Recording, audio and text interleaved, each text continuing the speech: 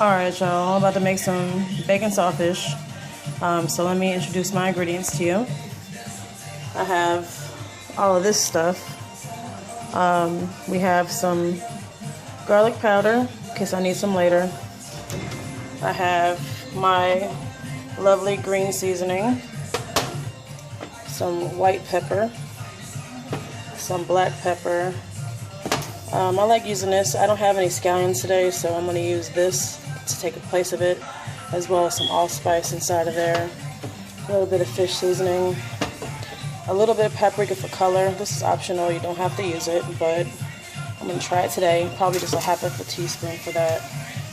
My Scotch bonnet pepper sauce. I don't have any fresh Scotch bonnet, so this will take the place of that. It's optional as well. You can use as much or as little of it as you want. Also some grapeseed oil that I will mix with my 5 tablespoons of unsalted butter for sauteing the vegetables. I have 1 tomato that I diced up, 1 sweet onion that I diced up, 5 cloves of crushed garlic that I crushed with the back of a knife. Then I have 6 or 7 leaves of shadow benny or culantro, depending on where you come from, that I minced up. And then I have about 4 or 5 sprigs of fresh thyme. Now, as far as the saltfish is concerned, I'm using this one. It's fairly inexpensive. The salted cod is more expensive. It has a way more salt content on it. But if you're on a budget, this is good to buy. It's usually 2 for $5 at any Caribbean or Latin store. I've already started boiling it, so what I've done is I originally put some cold water on it, rinsed it off a couple times in the cold water, then I filled it up with water and just started boiling it. This has been boiling for probably about 10 minutes so far, so I'm about to drain it.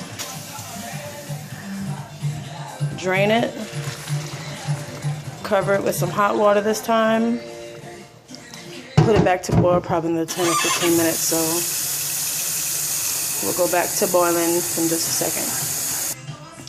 While we're waiting for the fish to start back boiling, this is my bake mixture. It's almost quadrupled in size since I made it, because what I did was I put 1.5 packs of this yeast in it with 2 cups of flour. And I just started adding the water little by little to make this dough.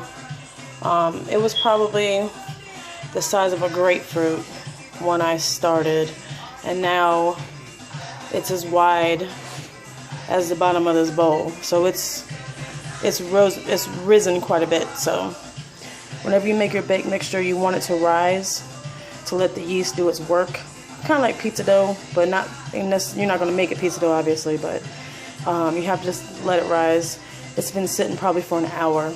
It was covered with a warm cloth on top of it. So I'll put the cloth back on top while we wait for the fish to go back to boiling. You see it's taking its sweet time to do that. So once we let it boil again, this will be the second time I've actually taken the boiling water off. We'll probably let it boil another 10-15 minutes, drain it, and then we're going to flake it and put it in a bowl and put it to the side. Once we do that, then we'll start sauteing our vegetables and our seasoning, and we'll end up adding the fish at the end. So let's let this boil for a second. For my American friends that are interested in what green seasoning really is, I know I've used it before in other videos, but it's the Trinidadian version, to me, of a sofrito. A lot of people that I know make it from scratch. This is what's in it. Got onions, papayas, vinegar, salt, garlic, Scotch bonnets. It's not really spicy though, so you don't have to worry about that. It really gives a lot of flavor to whatever you're cooking. Beans, you can put it in your curry. You can obviously put it in your saltfish. It's really, really good. You can season your chicken with it. You can do everything with it. So I love green seasoning. It's so good. So you'll see it in a little while when I put it into the vegetables. So just a little information for those who are not familiar with it, but wanted to know. So yeah. Alright, so our saltfish is done. I've flaked it up into a bowl. And now we're going to start on our vegetable concoction. And you have to excuse me, I've had a couple drinks already. And let's get going. Alright, so what we're going to do is we're going to throw our butter in there. A little 5 tablespoons of butter. We're going to let that melt and see how much it makes. If we need a little bit more fat, a little bit more to saute our vegetables in, we'll throw in some more of this grapeseed oil just to make sure that we have enough just to cover the bottom of the pan, enough to saute our tomatoes and onions and the garlic. The garlic is going to go first, so we're going to let this melt and then we're going to throw our garlic in. Alright, so our butter is melted. We're going to throw our garlic in there and we're going to sweat the garlic, or bloom the garlic. That's the word I like to use, bloom. It just sounds prettier. Sounds stupid, but it is what it is. I've learned that you cannot make your garlic hot. I'm sorry, not your garlic, but your butter hot, because if your butter is too hot, it's going to burn and turn brown. That's why it's very important that you have it on a low heat. The only way that you can get butter not to really burn is if you have clarified butter. Clarified butter is when you melt the butter and then you let it separate prior to you using it. This is not clarified butter. It is straight off of a stick. So therefore I have to keep it at a low heat and let it do its magic. So that's what I'm doing right now. I don't think I need any more oil or fat. Looks like we have plenty in here for now. Once I put my onions and my tomatoes and stuff in here, I'll see. But it looks like there's plenty in here, so let's let this sweat for a second. And notice I got my butter between the medium and the low. I don't want it to get really hot, so I'm going to turn it down just a tad because it's going pretty good. And like I said, I do not want it to burn. Do not want your garlic to burn. No, no, no, no burn, no burn. Alright, this has been doing for about probably 2 minutes. I'm going to start adding my onions. Alright, I'm sauteing my onions for probably 1 to 2 minutes just to get them translucent. Jesus Christ, I can't even talk. Translucent, opaque, just to get a little bit of flavor out of it, and then I'm going to add my tomatoes. Alright, these onions are looking really good right now, so I'm going to throw in my tomato and my shadow benny. So just dump the whole plate in there.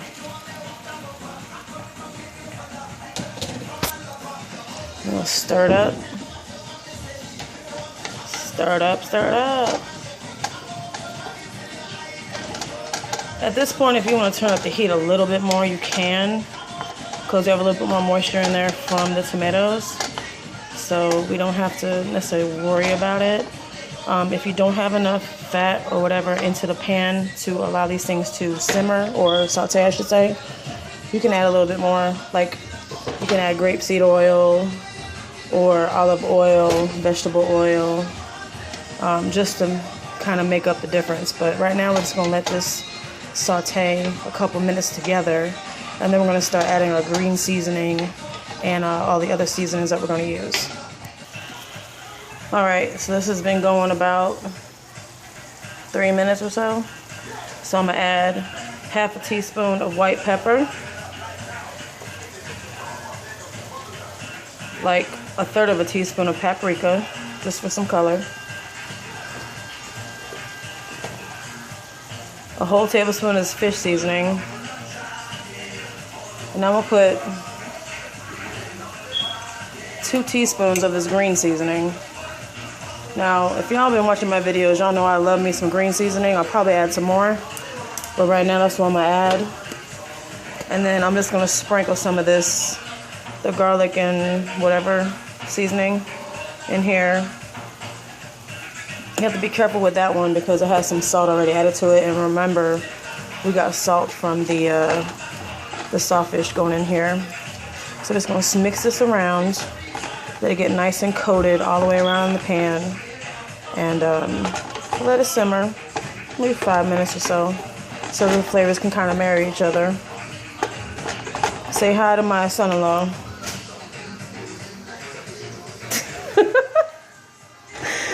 Anyway.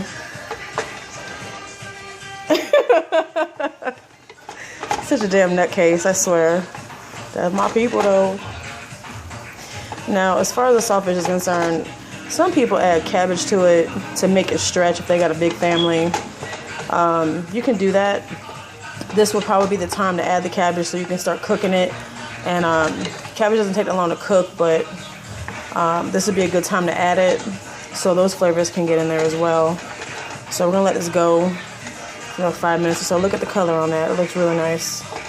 I remember eating this when I was growing up, but I never knew how to make it until obviously I got older. So I'm glad to know that I know how to make this stuff and share it with other people. That's my gift from God to y'all. So, alright, so we're going to let this go for about 5 minutes and we're going to add our saltfish. I want to remind y'all to please taste your food as you're cooking. There's nothing worse than cooking some stuff, thinking you got it going on, and it tastes like hot doo-doo on a stick. Alright, so I added another teaspoon of green seasoning because I'm like gluttonous like that. Add a little bit of garlic powder because I tasted it and I feel like I needed some more. So now I'm going to add the Scotch bonnet just a little bit because I don't want people's ass on fire around here. Excuse my French. So just add a little bit of it and stir it up just to give it a little bit of heat. You should already have a little bit of heat from the white pepper that we put in there. But I like spicy stuff, so, but not too spicy, like I said.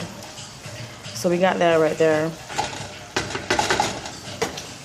So yeah.